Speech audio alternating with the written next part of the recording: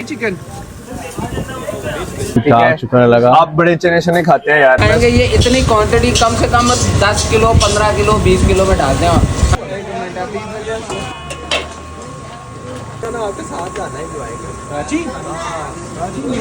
लो जी चलते हैं कुंदन कढ़ाई की सीक्रेट रेसिपी की तरफ, जिसमें डाल रहे हैं भाईजान जो बेसिक मसाला जात डाले जाते हैं, जो कि कढ़ाई में एक बेसिक नेसेसिटी होती है वो ऐड की जाती है। और उसके बाद भाई साहब इनको रख दिया जाता है कोयलों पर, तो जिसकी वजह से ये कहलाते हैं कि जी कुंदन कढ़ाई। टिक्का शॉप थी जिसको उन्होंने कन्वर्ट कर दिया, और उनकी एक इनोवेशन थी कि जिसमें उन्होंने इस भाई साहब इस चिकन को कढ़ाई में शिफ्ट कर दिया। और अब ये कोयले के ऊपर बनाई जाने वाली कुंदन कढ़ाई है कि भाई साहब इसकी टेस्ट ही अलग है। तो भाई हमें लग चुकी थी वहाँ पर बैठे बैठे भूख, क्योंकि हम थे इंतज़ार में किसी के, तो वो भी पता चल जाएगा आपको हम किसके इंतज़ार में थे। तब तक हमने कहा क्यों ना कि भाई साहब इनके बीफ कबाब ट्राई कर लिए जाए। तो बीफ कबाब लगवा लिए हमने, और भाई साहब ऑर्डर की शूट करते के दौरान हमें भाईजान ना इधर खाना ना बनाना, बाद में पछताएंगे आप यार। ऐसा इसमें क्या है? आप खुद करके देख लें। मैं तो गुजरा था, मैं कहा भाई का भला कर दो, बाद में दुआएं देंगे।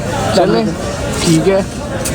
तो भाईजान इन भाई साहब के गुजरने जाने के बाद तो हमने तो सोचा कि भाई साहब आए तो हैं, तो अब क्यों ना इसको ट्राई कर किया जाए। तो भाई हमने कहा कढ़ाई तो लगवाई जाए ना, बात की बाद में देखेंगे कि इसका टेस्ट हमें क्या मिलता है। जो कि मैं इतनी बातें और हाइप सुनने के बाद यहाँ पर पहुँचा हूँ, तो हमें भाईजान तब तक भूख लग चुकी थी, तो हमने ऑर्डर कर लिए भाईजान मटन कबाब, जो कि दिखने में सेम बीफ भैया कबाब जैसे लग रहे थे। तो भाई इनकी स्पेशल कोई ये चटनी थी इमली आलू बहारे की, और साथ दही वाली चटनी। तो सबसे पहले मैंने प्रेफरेंस दी दही वाली चटनी को, और उसके बाद इमली आलू बहारे वाली चटनी को। तो चेक करते हैं कि भाई टेस्ट में क्या चीज़ है। भाई साहब प्राइस तो ओवर प्राइस थे, लेकिन टेस्ट वाज जस्ट एवरेज। ना नमक था इस बता रहा था, ना और मिर्चें बता रही थी। तो उस दौरान भाई साहब सैफ साहब और जिशान साहब को मजाक की सूझी हुई थी कि भाई वो खाना तो मज़े का नहीं होगा एक्सपेक्टेडली, तो क्यों ना हम इनको रोस्टिंग मोड में ट्राई कर लेता। तो रोस्टिंग के दौरान भाई साहब मैं जाकर वीडियो भी शूट करता। वीडियो भी क्या ही शूट करता कि भाई साहब हर चीज़ में ही स्मोक इतना था कि वो पंखा इतना तेज़ चला देते थे। ये ग्राउंड कहने को बताई जाती है कि ये ग्राउंड फुल हुआ करती थी किसी दौर में,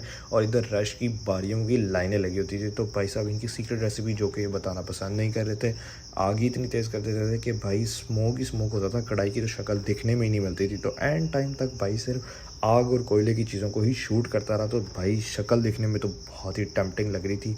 टेम्पटिंग शक्ल से मुराद कि भाई साहब हमने फिर बीफ कबाब भी ट्राई कर लिए, मटन कबाब भी ट्राई कर लिए। तो एक्सपेक्टेशंस ज़ीरो जा चुकी थी, लेकिन आइडिया नहीं था कि हमारी गेम उठ भी सकती है। We were having expectations zero. तो देखने में पता चलता है कि भाई साहब हमारे मेहमान ख़ुसूसी आ चुके हैं, जो कि हैं साकिब मुबीन भाई। साकिब मुबीन भाई की तरफ से हमें इन्वाइट था कि वो आज इसकी कढ़ाई की हमारे साथ वीडियो मेकिंग करेंगे। तो भाई साहब वीडियो मेकिंग के बाद वीडियो होती है, मेकिंग कढ़ाई होती है तैयार, कढ़ाई को डालते हैं अपनी प्लेट में और सर्व करते हैं भाई साहब हरी मिर्चों के साथ। तो भाई साहब गर्मा गर्म मैंने मंगवा लिया नान को बाइट लेते हैं। यकीन करोगे कि वीडियो शूट करना ही मैं भूल चुका था, और मैंने उससे पहले ही एक बाइट बना ली, जिस पर मुझे सैफ की तरफ से अच्छी खासी डांट भी पड़ी कि भाई टेस्ट वीडियो बनाने से पहले बनाना होता है, बाद में खाना खाना होता है। तो भाई साहब उसके लिए माजरत। दोबारा अपनी ऑप्टिमम बाइट बनाते हैं और ऑप्टिमम बाइट को टेस्ट करके आपके साथ इसका फाइनल रिव्यू शेयर करते हैं। तो भाई साहब एंड हो चुकी।